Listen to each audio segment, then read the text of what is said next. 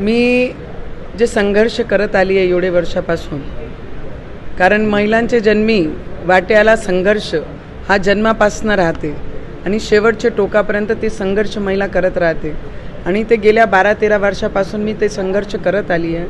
आणि मी अंबादेवी चरणी एवढीच प्रार्थना केली, जे आहे ते निकालच्या माध्यमातून माझे क्षेत्राचे लोक, माझे देशाचे लोकांना सगळी गोष्टी कळली पाहिजे, तेवढीच देवीचरणी, अंबादेवी चरणी मी प्रार्थना करून आजची नामांकनची सुरुवात मी केलेली आहे। एवढंच मी सांगू शकते आपल्याला। निकाल आणि नामांकन अर्ज एकाच दिवशी येत आहे, काय योगायोग आहे?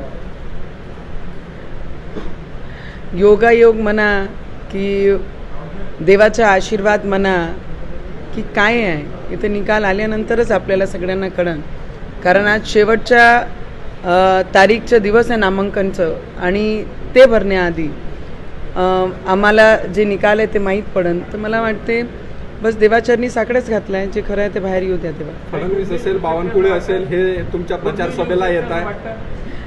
मी गेल्या 12-13 वर्षापासून संघर्षाला सामना पुढे करत गेलेली आहे।